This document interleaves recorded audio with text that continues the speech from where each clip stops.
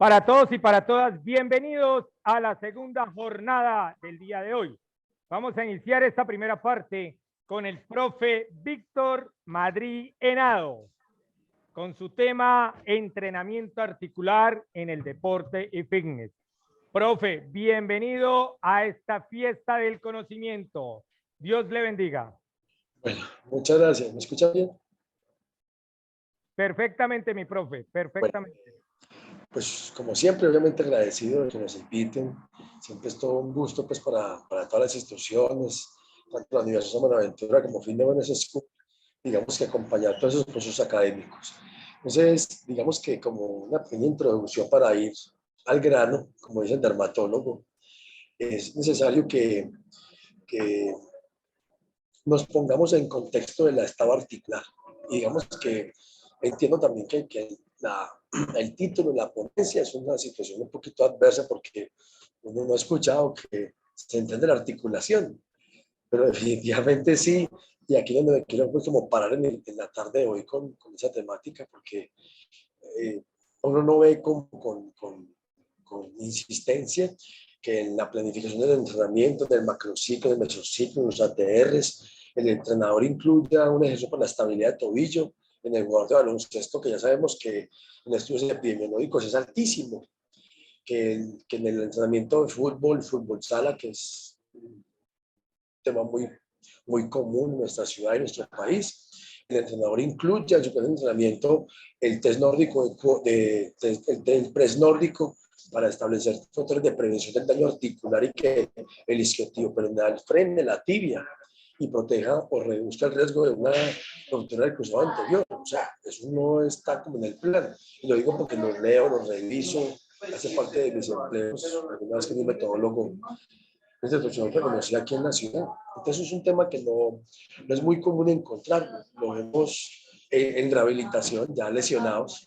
Entonces esta ponencia, digamos que más que darle la formulita, porque no es como la intención de la formulita, es que nos pongamos como en contexto de que la articulación hay que entenderla para la tarea que la tenemos definida. Y me quiero parar en el contexto, tanto lo deportivo como el área del fitness, porque pues tampoco veo en unos gimnasios a mis profesores haciendo trabajos de rotadores de hombro, de coordinación lumbopélvica para mejorar la condición lumbar. No, tampoco no ve mucho que el usuario sea entrenado en el cuello para el trauma cervical, que ha incrementado fuertemente por el tema de las pantallas, se ha expuesto a pantallas. Entonces, nuevamente, la charla tiene como introducción es precisamente ese aspecto, que el tema articular debe ser una tarea del entrenador para meterlo en el plan de entrenamiento. No debe ser, ya luego de que el sujeto tuvo un trauma severo, importante, llegar al daño. Entonces, digamos que detrás de eso es que está como esta conversación. Bueno, ¿qué les puedo decir? Soy licenciada, especialista, soy maestra en motricidad de desarrollo humano con énfasis en actividad física. He sido docente aquí en la región en varias universidades, mis amigos, San Buenaventura, Pontificia, Universidad de Antioquia. Y actualmente, bueno, fui metodólogo del INDAT de Medellín, bueno, más cosas ahí que, digamos, no son como lo más importante. Y la que sí estamos actualmente muy preocupados es por el fitness. Estamos tratando de alguna manera u otra, darle al fitness y al wellness un fondo algo más científico para que nuestros profes tengan, digamos que más competencias para el hacer y que pues, los que son asesorados realmente tengan mejores condiciones para sostenerse en el ejercicio y pues tener una salud articular consecuente con eso. Eh, Reitero al grano. Solamente un pequeño recorderis para que nos ubiquemos respecto al estado articular. Vamos a enfocarnos mucho y nuestro pensamiento está enfocado en articulaciones donde obviamente hay mucho nivel de movimiento, sinoviales, policéntricas, y ante ello, pues el cuello es una de las que actualmente está muy afectada, tanto en el deporte como en lo cotidiano por el tema de la exposición a pantallas. Entonces aquí la presentación, entonces nos estamos como contextualizando con los tipos de movimientos y los tramos más comunes que por un rastreo que hicimos en varios gimnasios en Medellín, nos dimos cuenta que eran los que más abundaban en esta articulación. Entonces, bueno, uno es desde luego el cuello, sabemos que como les decía, el riesgo alto pues subyace básicamente en las posiciones que tenemos con respecto a las pantallas, entre otros. Esta articulación no la lee uno, no la encuentra muchísimo, pues resulta que la literatura nos ha puesto en contexto que la mayoría, yo lo que estoy diciendo así abiertamente, la mayoría de los traumas articulares de hombro realmente subyace porque la escápula, que es una articulación fisiológica, porque está puesta encima de la pared costal, tiene una tendencia fuerte a que se vuelva hipoquinética y a que, por supuesto, por ser digamos que una articulación que está muy expuesta a muchos vectores. Voy a sacar el motivo con un lapicito que busco por aquí, permítame un instantico. Perdón, un instante. La escápula tiene vectores que la movilizan desde este punto de vista. Un momentico, disculpen.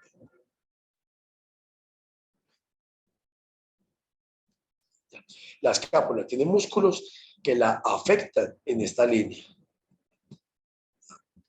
Pueden ver mi mouse, chicos y chicas. Bueno, entonces lo que quiero decir es que las escápulas la afectan músculos en esta tracción, la afectan músculos en esta dirección, la afectan músculos en la parte coracoide hacia adelante, la afectan músculos hacia esta dirección, los estratos mayor, pero también la afectan músculos como el trapecio superior, entre otros, hacia esta dirección. ¿Qué quiere decir? Que si los músculos no están en una cohesión frente a la tensión y grado de distensión de los tejidos, ella se va a ver afectada porque cualquiera la puede traccionar. Y esto es donde, digamos que lo que parte mucho, daños de hombro. La escápula hipokinética parece ser que es una de las factores desencadenantes a traumas de hombro. El hombro, pues por supuesto, es una articulación la más móvil, es policéntrica por su forma de unirse la glenoide de la escápula con la cabeza del húmero. Ella pues tiene miles de movilidad, circunducciones en 4 direcciones, flexiones, tensión, abducción, muchas posibilidades de movimiento, miren, por ahí 25, 26 movimientos diferentes. Y pues por supuesto la más común es la lesión del manguito rotador y repito, hay un alto riesgo que sea porque la escápula hipokinética la afecte muchísimo. El codo, sencilla, esta es la que nos soporta mejor de todas porque por su estructura mecánica, como se juntan tanto radio como cúbito con el número, es una articulación tipo bisagra, sencilla, el riesgo de lesiones es muy poquitico, la que más podemos encontrar es como la espondilolitis, la epicondilitis, la epicondilitis. La muñeca es una articulación bastante expuesta a la movilidad, sobre todo sujetos que tenemos mucha actividad con la muñeca, los artistas de cine, los escultores de madera, la bicicleta y tantos deportes. De hecho, si tienen cierto riesgo uno, pues sobre todo cuando hay caídas en baloncesto, en fútbol, fútbol sala, rugby, el trauma directo. Pero además, las tendinopatías, la artrosis, entre todos los exdeportistas, y la que nos da mucho es la del túnel del carpo por el sobreuso de la muñeca en flexión y extensión profunda. Bueno, columna lumbar, aquí llegamos, creía que una de las más importantes, porque definitivamente esta es la que más suele afectarse con respecto a lo cotidiano. Es la lesión de incapacidad, número 1 en las EPS en nuestro país. Y por supuesto, hay una tendencia fortísima a que se exacerbe la sintomatología y que hayan complicaciones de base. La lumbalgia más común, low back pain, dolor bajo de espalda, es aquella que se genera pues, a través de tener un dolor lumbar no especificado. Pero se ha incrementado seriamente la espondilolisis, la hernia, la escoliosis, la rotoescoliosis, la hiperlordosis, y eso sí o sí termina desencadenando, pues uno, obviamente dolor lumbar, entre muchos otros tipos de sintomatologías. La cadera, tal vez de las poco afectadas, una articulación muy noble, hay mucha área de contacto, es una unión ósea con pocos traumatismos, exceptuando pues, la artrosis, que es un proceso degenerativo ya pues, de edades muy avanzadas normalmente, aunque hoy se están encontrando personas muy jóvenes con artrosis degenerativa. La rodilla, la segunda más, esta es la que más tenemos en riesgo. Uno, de entrada, porque la rodilla no es una articulación, es un complejo articular. Uno tibia con fémur y rótula con fémur. En Bolivariana, en San Buenaventura, se han desarrollado unos trabajos de investigación en los cuales hemos podido, digamos que, sacar conclusiones muy importantes frente a este aspecto que nos invita hoy, que es el entrenamiento articular. Y pues, por supuesto, si mi deporte tiene una tendencia por factores epidemiológicos a que la rodilla sufra mucho traumatismo del colateral medial, pues, ¿qué voy a hacer de elementos preventivos para reducir ese riesgo del colateral medial? Porque, repito, es mejor prevenir que lamentar. Y después buscar una cura desesperada porque nuestro deportista estrella definitivamente no pudo salir a la cancha. La rodilla no es una articulación monocéntrica que se mueve de una sola forma. La rodilla tiene 7 movimientos y probablemente es un aspecto donde incremente la posibilidad de traumatismos. Obviamente la movilidad de la rodilla corresponde a la motricidad real del ser humano, que es moverse en terrenos irregulares. Bueno, no me quedaré mucho aquí porque esa rodilla me deja ir horas hablando. Pero en sí es otra de las que tenemos que tener mucho cuidado, como en el fútbol, baloncesto, voleibol, rugby, entre otros. Bueno, y el tobillo, para finalizar, es otra articulación de alto riesgo, sobre todo en deportes donde estamos de pie. Y si no hay deporte, también.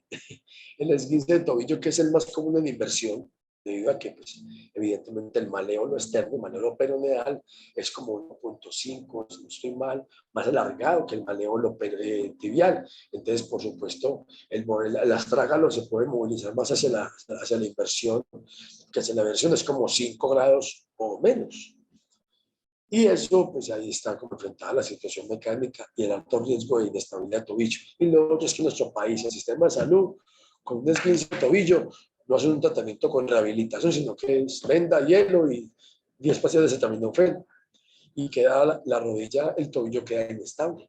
De hecho, un estudio, digamos que importante que estuvimos registrando, nos ayudó a concluir que siempre después de un esguince de tobillo seguía otro esguince de tobillo, pues por obvias razones no es una recuperación neuromuscular ni tampoco localizada adecuada en términos de ligamento, cápsulas, entre otros aspectos.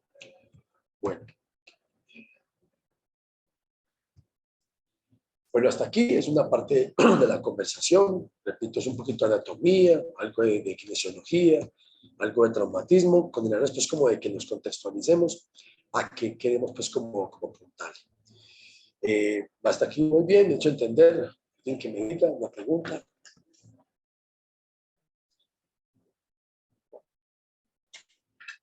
Bueno, entonces es importante porque ocurren las lesiones. Para nuestra conclusión de la charla de hoy, es adecuado que pues empecemos a hablar sobre por qué se ocurre una lesión.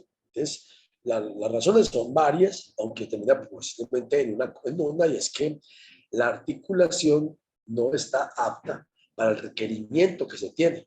Entonces, ¿cuántos deportistas de fútbol en edades intermedias, ascenso, primera A, profesional, llegan a jugar fútbol con un estudio previo de la condición neuromuscular del tobillo, a través de una prueba, por ejemplo, el Star Excursion, Balantés o el Jetés? ¿Cuántos deportistas van a la cancha con una prueba previa de un hop test, de un Roland Murray, de un test Josh Wertry, el estado articular de hombro, tobillo y rodilla? ¿Cierto? Uno sabe que eso es poco probable, no posible, pero sí muy poco probable. Bueno, entonces, ¿por qué surge una lesión? Surge cuando la carga de entrenamiento o la competencia, obvio, excede la capacidad del tejido de adaptarse al estímulo.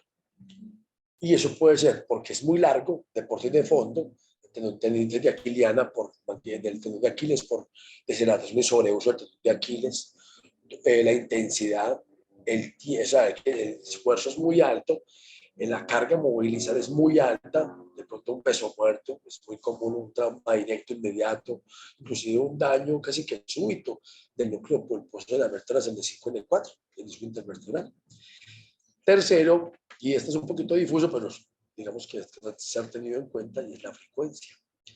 ¿Cuántas veces a la semana una estructura mecánica de la rodilla o el tobillo está sometido a trabajo constante?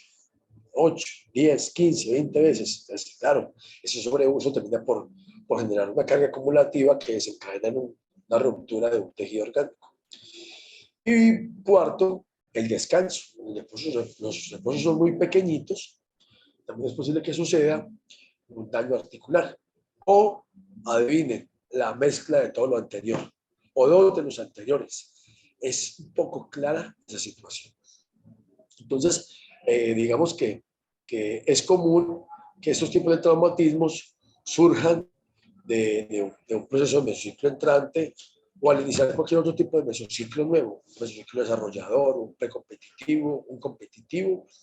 Cuando estamos iniciando un periodo nuevo, donde la carga es nueva, donde el trabajo es importante, es ahí donde puede inclusive generarse mucho riesgo de traumatismo. Bueno,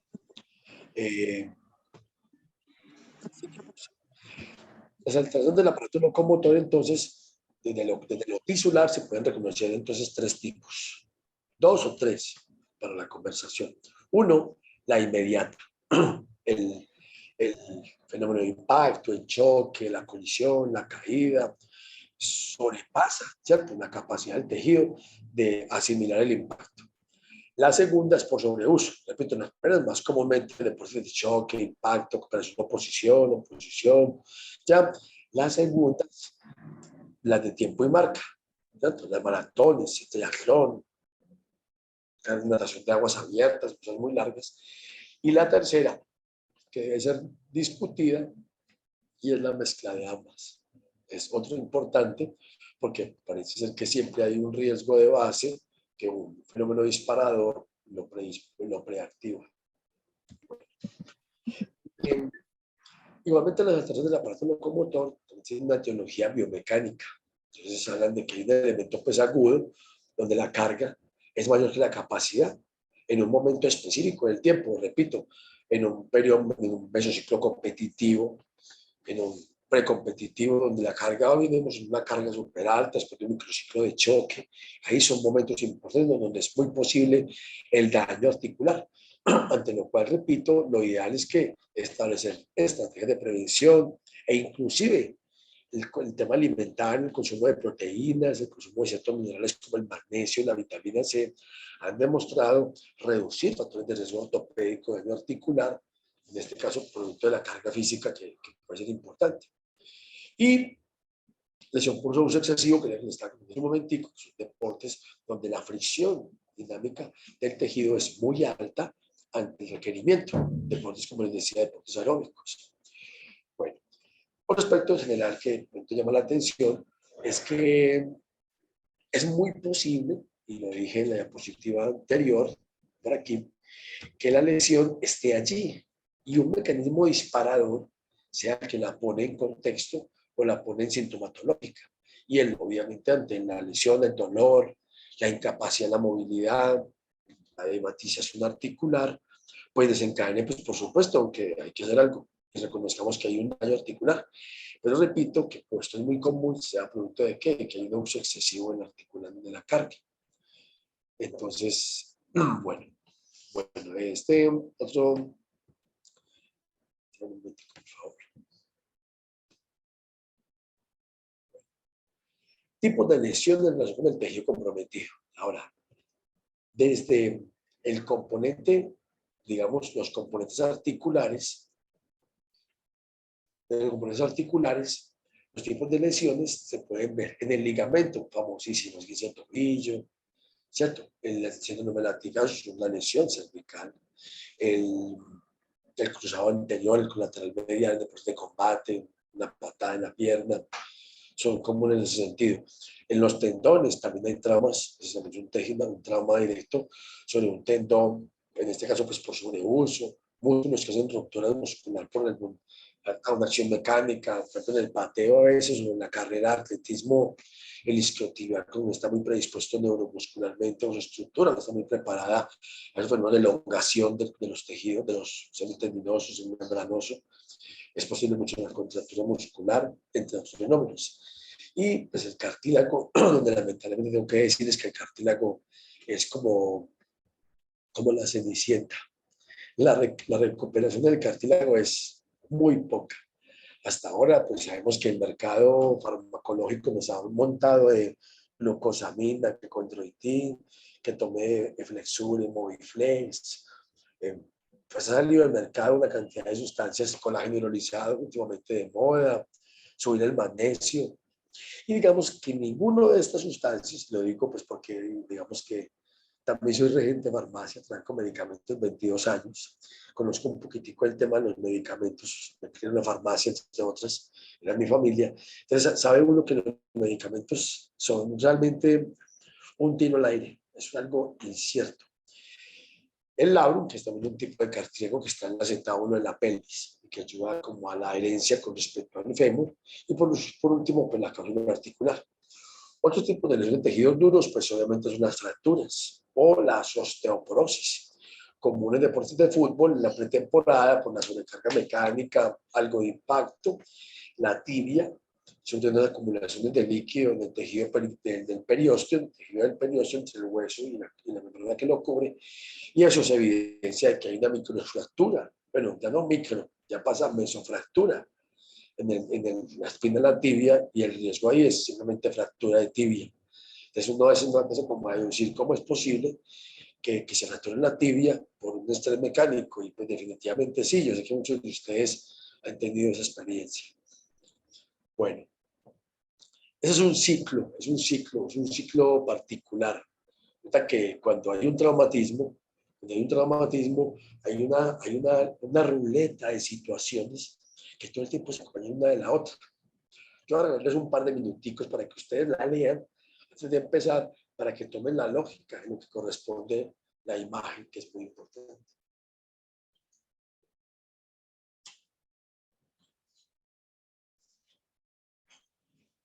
Bueno, entonces, sí o sí, en el funcionamiento articular tenemos que tener en cuenta para un bienestar articular, uno, qué tan comprometido. Uno no, más que tener un orden, hay un proceso cíclico que no puede olvidarse y que, repito, hay que meterlo en todos los mesociclos. De pronto en el último microciclo competitivo, ahí lo podemos reducir un poquitico, más no siempre, dependiendo de las situaciones.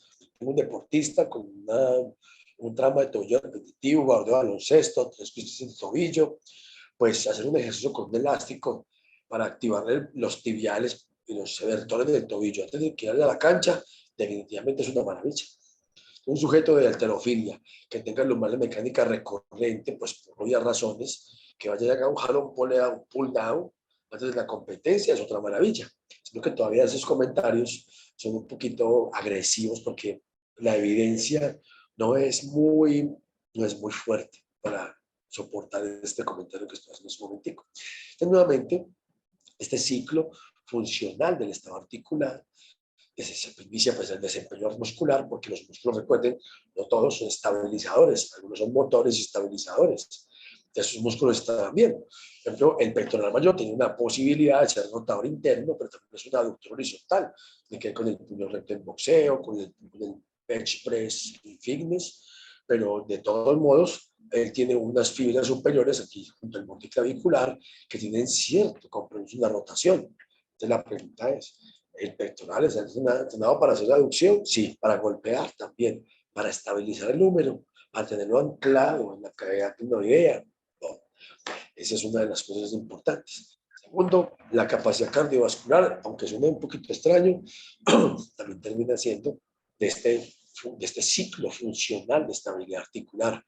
Y aquí vamos a este que es como el, el desconocido, pero el más generador de daños, y es la movilidad. Cuando la movilidad está reducida, o sea, la articulación, posiblemente por un músculo acortado, caso cadera en flexión, isquiotibiales, tendencia a cortarse, lumbares mecánica, caso psoas ilíaco acortado, vascular en la pelvis, es muy probable que pues, a partir de ahí subyacen traumas específicos. Bueno, la coordinación neuromuscular, o sea, la capacidad que tiene el cerebro de tener músculos, más masa muscular en trabajo frente a un requerimiento importante.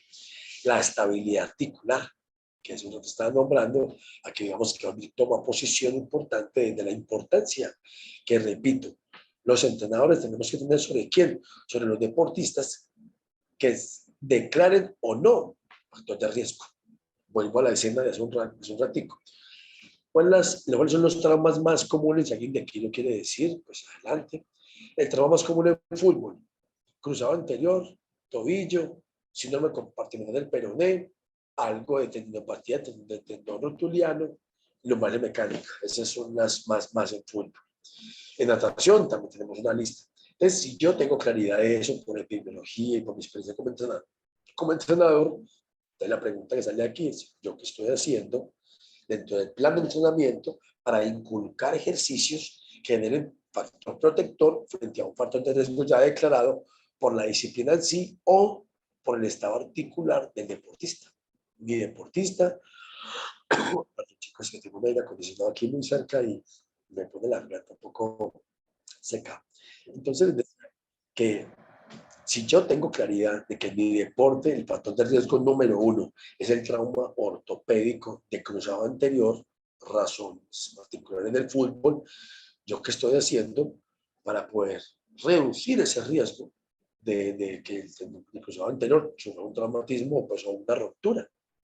Y ante eso, digamos que el último estudio que realizamos en una aventura, Medellín, nos permitió, digamos que reconocer, incluso nos atrevimos e hicimos unas pequeñas cápsulas, unos paquetes de ejercicios que reducen el riesgo de ese tobillo. Aprovecho ahí también, chicos, si no han leído, si son de fútbol y no han leído FIFA 11 más, están atrasados. Si quieren, ahorita por intermedio del profesor James, yo les mando el documento original y algunos videos de FIFA 11 más. Protocolo de activación neuromuscular creado por la Universidad de California, científicos de la Universidad de California, pero definitivamente es una iniciativa de la FIFA. ¿Frente a qué? Frente a la importancia que no le estamos dando a quién, a la conducta de calentamiento, o mejor dicho, la activación. De locos, chicos y chicas, de locos, porque este proyecto, y lo mío no es fútbol, pues trabajé con fútbol como 8 años en el Envigado Fútbol Club, pero no es lo que me gusta. Pero, wow, me deja asustado este protocolo de la FIFA 11 más, me parece una maravilla. Además que es una investigación que se ha realizado en el mundo tratando de diezmar, de decir, no, no es tan bueno. Y adivine, han terminado diciendo, sí, es muy bueno. O sea que si usted es de fútbol, o es de baloncesto, o es de rugby, le sirve el FIFA 11 más para aumentar la predisposición neuromuscular y local para el desempeño deportivo. Bueno, y por último, este otro detalle que le olvidamos muchísimo es el equilibrio muscular. Si yo tengo un usuario, un deportista, un usuario de fitness, o tengo un deportista de jabalina, bala, pértiga, baloncesto, que tenga cifosis dorsal y antepulsión de hombro, ¿cierto? ¿Qué tengo? Tengo un sujeto con debilidad en los rotadores externos, tal vez también los internos, un pectoral, posiblemente que tenga un acortamiento en la fibra muscular, y por ende eso le hace que el húmero haga antepulsión, y eso desencadena luego cifosis y antepulsión de cuello. Entonces, sí o sí hay que tener una postura coherente con el deporte en sí. Bueno,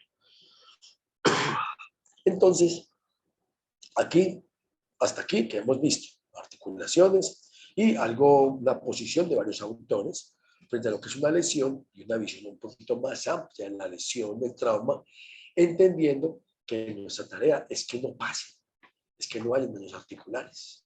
¿Ya? Y les dejo un momentico los ojos para que nos pongan esta imagen, para que vean lo que yo vi con respecto al dolor, para que hablemos un poquitico del dolor, porque se volvió el dolor nuestro enemigo.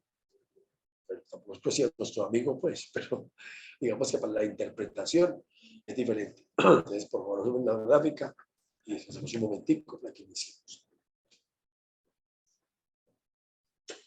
Bueno, este referente teórico, también Bech y Herr, de conocimiento físico, nos habla que el dolor, nos da a entender literalmente que el dolor puede hablar en cierto momento, en ciertos sujetos, de un nivel altísimo de daño. El caso nuevamente es en este pico, que es en este puntico, con respecto al traumatismo articular. Entonces, este punto del dolor termina siendo aquel determinante que no corresponde al daño. Hay dolor, hay daño. No hay dolor, no hay daño. Inclusive, pues conocemos la inflamación como un aspecto importante de esta situación. Bueno, entonces, ¿por qué la diapositiva? Porque resulta que el umbral del dolor es un tema personal. Los que somos de arte marcial y los que somos de deporte de cooperación, oposición, tiempo y marca y parecido, termina siendo dificultoso porque el umbral, o sea, el estado de percepción del dolor frente a los daños, fracturas de adobe y técnicas de ejercicio importantes con impacto, con el tiempo y la repetición, el umbral, la percepción más bien de dolor del deportista reduce. Entonces, hay daño, pero no percibo un dolor igual que un daño. Que estoy fracturado, pues no me doy cuenta. Tengo una lesión tisular importante, pero me duele poquito. Este comentario se nos es muy importante porque no es la única razón ni es el único elemento diagnóstico. Porque muchos entrenadores, ¿qué hacíamos? No le duele, le siga. Y no medimos el estado funcional del sujeto para decir, no, evidentemente aquí hay un daño importante, debe parar, ahora vengamos a consultar con un cuerpo médico. Bueno, más del dolor, porque me importa muchísimo, profes, entrenadores, que tengamos claro que el dolor no es un factor determinante de que hay daño o que hay un enorme daño. Normalmente, repito, en los deportes de fuerza, potencia, oposición, estos elementos del dolor no es claro, es difuso. Entonces, por ejemplo, este señor Kirchner y Cole en el 2010 hablaban de que efectivamente es un factor psicológico y es yo cómo enfrento el dolor. ¿Ya? También hablaban que el dolor dependía mucho del nivel de entrenamiento de un sujeto, ¿cierto? En el 2010, Hack y colaboradores hacen el mismo comentario, pero también lo hacen con el trabajo de la fuerza. Cuando aumenta la fuerza, parece que la relación dolor-grado de daño no es clara. Y el otro aspecto que tiene que ver con la percepción de dolor es la edad, la cultura y obviamente las experiencias de vida. Hay deportes, prácticas deportivas, actividad física, donde el daño no es el mismo.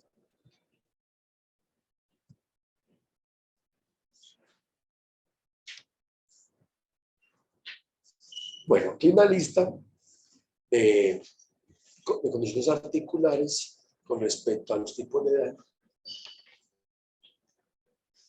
Con los tipos de daño. Entonces, me disculpo con la diapositiva tan pesada, tan grande, pero era que quería referenciar en la imagen los tipos de lesión de la cápsula, el tendón, ¿cierto? El mismo vientre muscular, la vaina del tendón, entre otros elementos de orden articular que son muy comunes. Y aquí está la otra lista de los músculos esqueléticos. Y aquí está la de los traumas o patologías. Pueden darse cuenta, hay una lista muy importante de traumatismos comunes, ojo, muy comunes. Perdón que no tenía la cámara. Muy comunes. Y digamos que esta diapositiva de Kirchner y Cole nos hacen una muestra de los traumas más comunes, de los cuales podemos inclusive hacer una lista por rastreo epidemiológico, inclusive hecho en Sudamérica y en Centroamérica, y un rastreo epidemiológico de traumatismos por deporte, para encauzar cada uno de los deportes por el nivel de traumas comunes y de ahí sacar una lista de los factores de riesgo. ¿Por qué? Porque si yo soy entrenador, yo debo saber que mi deporte, el factor de riesgo para la práctica normalmente es este. ¿Ya? Bueno.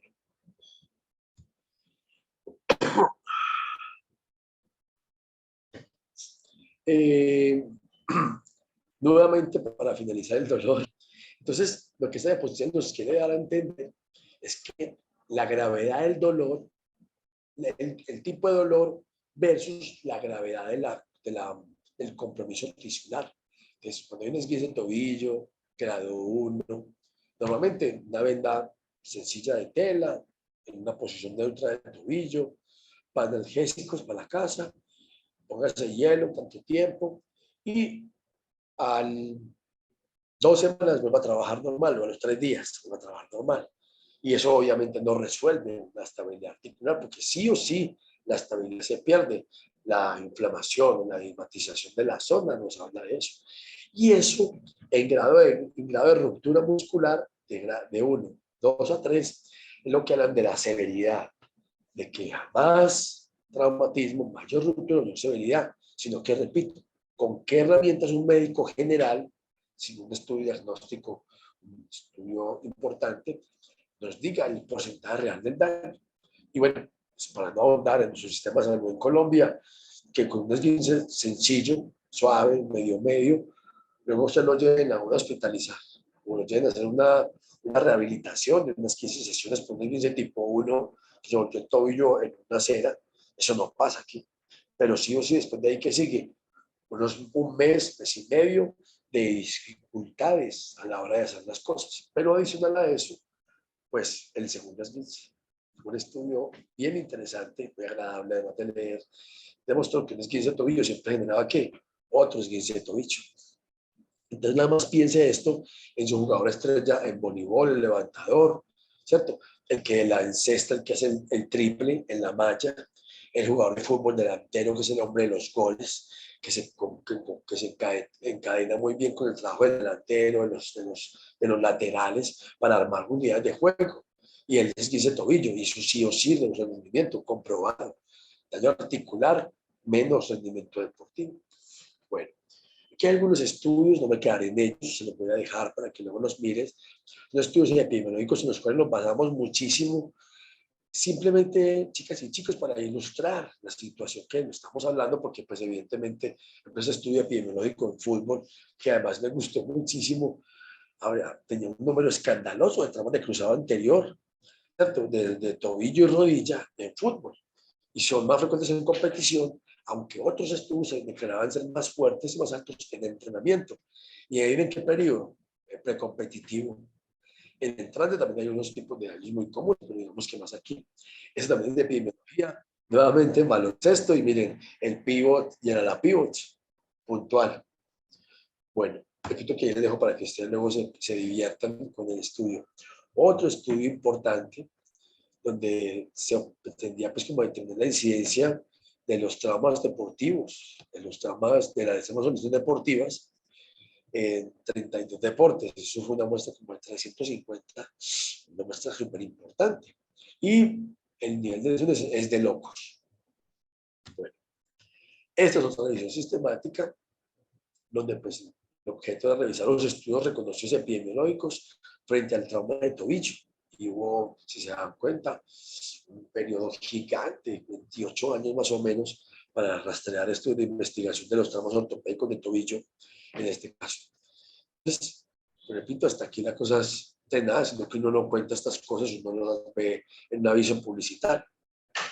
Este estudio lo puse en la presentación por un aspecto muy importante, y es que efectivamente la propiocepción, la fuerza, la extensibilidad, la recuperación psicológica del deportista son claves a la hora de llevar un deportista que al centro de juego, a que llegue funcional para la competencia. Y empezamos con la preguntita. No sé cómo es de tiempo, señor Hilder. Estoy bien de tiempo, ¿cierto? ¿Cuánto? 5. Bueno, te voy a acelerar. ¿Es posible prevenir lesiones de tobillo? Claro que sí. Sugerencia 1, mida el estado articular. Prioritario, para eso está el excursión balantés, Haupt test, el test nórdico de Cobrinca, el Roland Morris, el Secaco es para los hombros, pero, y son baratos, fáciles y validados.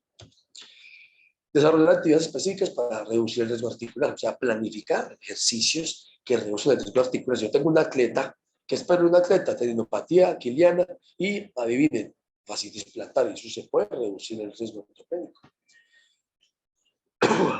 Y hay otro elemento, es, pues, obviamente, hacer estudios diagnósticos preventivos, prioritarios. Entonces, las acciones deportivas en su inicio del entrenamiento, y por ende en ellos queremos generar procesos de prevención y no llegar al traumatismo de la pérdida funcional del asesorado en fin del deportista en cancha, esté ya reducido al traumatismo.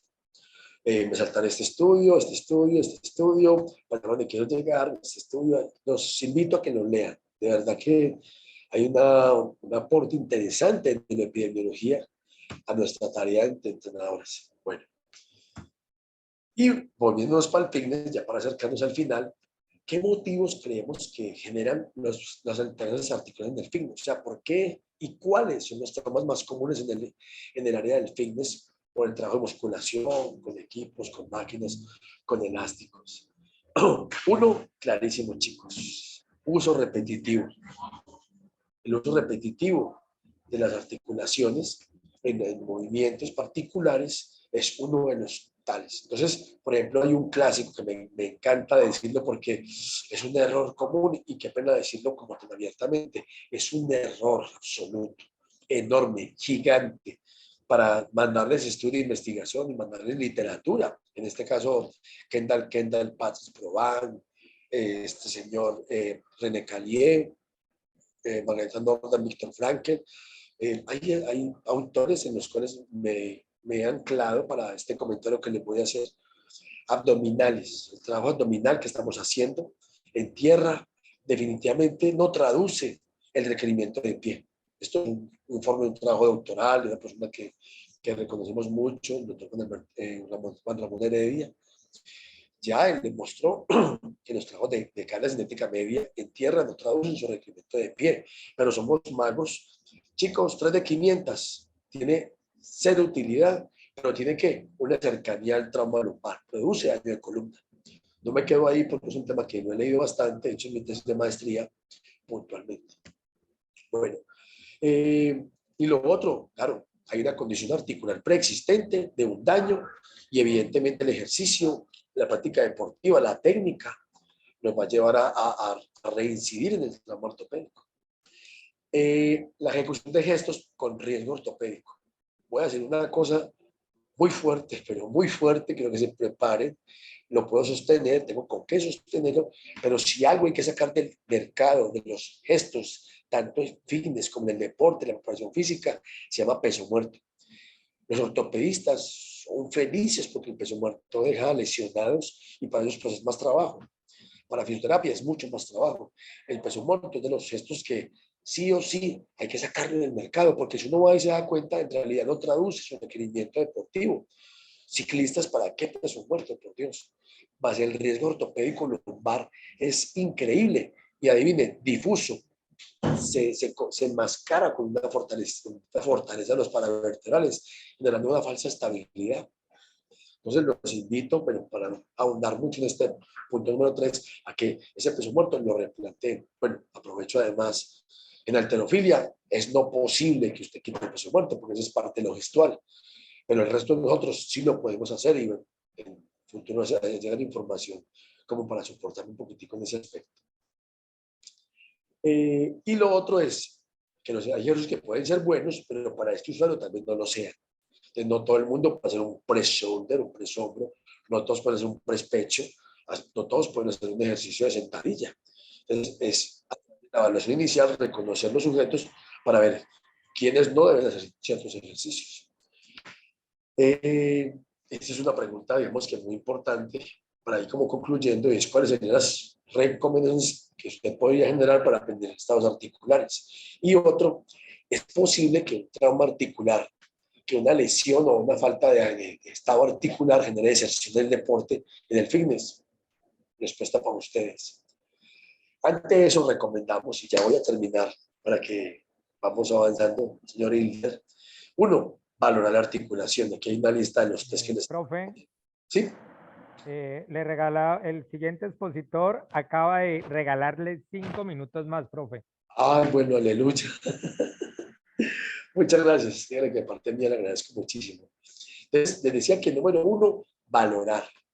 Impresionante, re importante, que midamos el estado articular. Lo necesitamos, tenemos que aprender un poquitico de estos. Yo digamos que tengo experiencia con este tipo de los test los últimos 7, 8 años porque bueno, se me ha incrementado la experiencia porque hay una materia llamada pruebas funcionales. Nos dedicamos a eso, revisar los tests, validados, confiables, que sean de orden científico por una comunidad académica concreta. Entonces aquí pues el nórdico de Cobrinca, el Functional Movement Screening, el Star Excursion Balantés, el CKQ, Roland Morris, y bueno, hay una lista impresionante de test. Segundo, recomendar ejercicios o adaptar ejercicios económicos y articulares.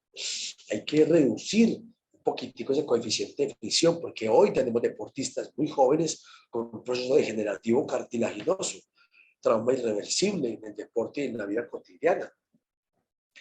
Y este es otro maravilloso elemento, y es no recomendar ejercicios con riesgo ortopédico. Por ejemplo, este que está en la imagen, que me gusta mucho mostrarlo, es uno de esos ejercicios que no sé por qué lo hacen tanto en el fitness, porque el riesgo lumbar es de locos. Más el peso muerto, repito, también lo es. La polea trasnuca, tantos ejercicios que hoy sabemos que por ciencia, investigación, rastreo, salen hasta en Discovery, chicos, imagínense, hasta en Discovery. Bueno, y este es otro punto de locos, y aquí está nuestra propuesta, es incluir en cada mesociclo, siempre, constantemente, tal vez con unos altibajos, ejercicios para mejorar la estabilidad articular, iguales en las que yo tengo como factor de riesgo. Para eso, nosotros construimos los módulos de estabilidad articular, es un documentico que coge cada articulación y le propone un proceso algo periodizado, un programa por articulación periodizado para mejorar la funcionalidad y la estabilidad intrínseca articular frente a un factor de riesgo, por supuesto. Postura saludable. No voy a entrar mucho en conversación, pero hay que promover una postura saludable porque una cifosis dorsal, una depulsión de cuello, precipita un riesgo ortopédico de daño articular del hombro. Y bueno, aquí finalizando, y es claro, chicos y chicas, la salud articular de nuestro usuario y nuestro deportista sí es nuestra responsabilidad, ante lo cual pues los invito seriamente a que pues nos pongamos en contexto con respecto al estado articular de nuestros deportistas y llevemos esto al nivel de volverlo dentro del plan de trabajo, un elemento de prevención, porque además, y más hasta aquí va mi última frase, todo lo que previene, potencia. Eso está claro como el agua. Bueno, no siento más, hasta aquí llegamos. Mi profe, una excelente ponencia, por favor, aquí los presentes le acaban de dar un fuerte, pero fuerte aplauso, mi profe Víctor Hugo. Los que están en virtualidad, un aplauso virtual. Hacemos así. Este es un aplauso virtual. En todo el mundo se conoce que uno hace esto y esto significa aplauso virtual. Sabía. Eso lo sabe. Eso lo sabemos todos. Muy bien, mi profe Víctor, excelente disertación. ¿Cómo verle Lo la cara? felicito, estamos muy contentos, muy felices de tenerlo aquí compartiendo. Les solicitamos, por favor, compartan el enlace con sus amigos, amigas, profesionales, todo esto. Por el momento, escucharlo no le cuesta nada. Solo le va a costar si usted quiere la certificación. Eso sí le va a costar. Pero fácilmente el solo escuchar gratis. No le cuesta nada venir a escuchar. Pero sí para recibir la certificación con el profe. Entonces ahí sí más adelante le vamos a decir cómo es la metodología para que usted reciba su certificado. ¿Listo? Bueno, mi profe Víctor Madrid, un saludo muy especial desde acá. Excelente. Excelente, mi profe. Me acaban de dar por acá una información. Sí. Saludos muy especiales de nuestro queridísimo organizador, John James.